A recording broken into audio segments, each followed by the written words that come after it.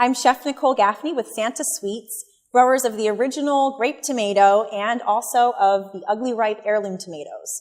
So I'm going to show you how to make one of my favorite pastas. It's a pasta with a fresh UglyRipe tomato sauce. We're going to start by throwing our pasta in. I've got some water boiling over here, and we have to salt it. So we're going to make sure we salt it really generously. We want our water to taste like the ocean.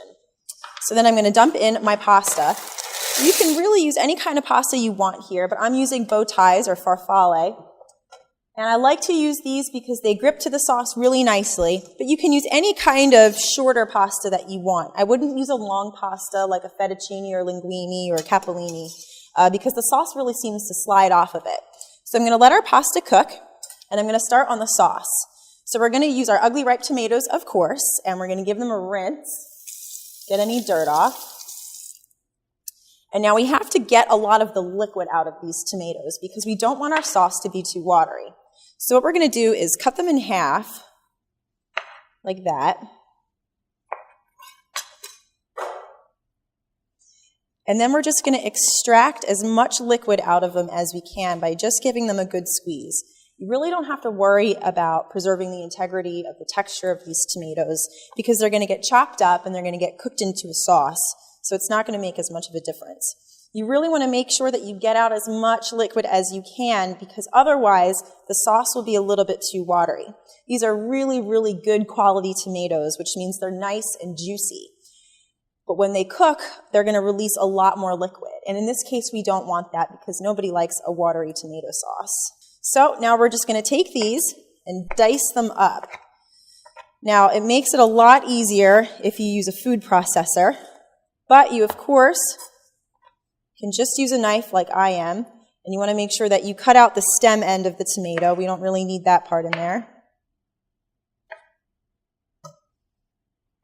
And you just dice them up as small as you can. This is a really rustic pasta sauce, so there's no need to have perfect little shapes, perfect little squares. It's all going to get cooked down together anyway, so it's not going to make a huge difference. So I've got some other tomatoes here that I had already cut up, and I have a pan heating up here, and I just want to put a little bit of olive oil and garlic. So I'm going to pour some olive oil in, and I'm going to take my garlic press and crush about 2 to 3 cloves, depending on how much garlic you like. You can even add more if you're a big garlic fan like I am. And then use your knife to kind of scrape off any extra. And give that a stir. We really just want to take that intense heat off of the garlic. We don't want it to brown. We don't want it to cook up too much. We're just going to soften it a little bit. To help that, we're going to add a little bit of salt. It's going to help keep that garlic from browning too much.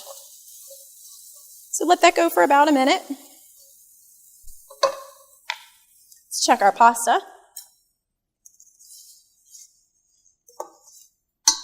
It's cooking away nicely. So now I'm going to add all of these beautiful chopped up tomatoes to the pan. Get them all in there. Crank up the heat a little and let those cook away. Now we have quite a few tomatoes in here, so we're going to need quite a bit of salt. These tomatoes don't come seasoned, so we got to make sure that we add lots of salt. That's going to bring out that beautiful sweetness that the UglyRipes are known for.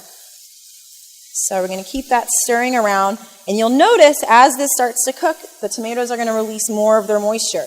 So it's a good thing that we squeezed all of that liquid out to begin with because we don't want excess liquid in this sauce.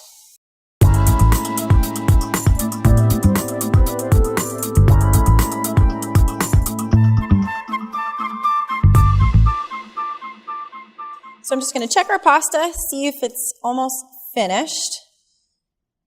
Let's see. Ooh, it's hot. It's just where I want it to be. It's just al dente. So I'm going to drain it.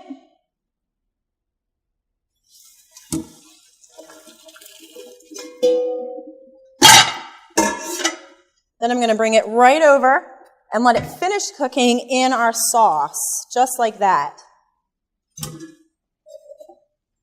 So toss it around, get it nice and coated in the sauce, all those beautiful tomatoes. And the pasta will continue to cook and absorb some of that liquid that's in there. And the starch from the pasta will actually thicken the sauce just slightly. So we'll give that just another minute. And in the meantime, we're going to chiffonade some basil to go in. So the basil is a really tender herb, and you want to wait until the very last minute to throw it in so that you get the maximum amount of flavor from it. So the best way to chiffonade basil is to get all of your leaves nicely stacked up. We'll see if we can get a couple more. Just like this. And then roll them into a tight little cigar. Then we'll take our knife and cut just like that. Nice thin ribbons. Always keep your fingers tucked under when you cut. You don't want to cut anything other than what you're trying to cut. So take our basil and sprinkle it over top, and we'll keep just a little bit on the side for garnish. Toss this all together. And then do a little bit of Parmesan and Pecorino Romano cheeses. You can use one or the other. I like to use both. And that's going to add a little bit of a creaminess to the sauce, just a little bit. Add a nice sharp flavor. And plate it in our bowl.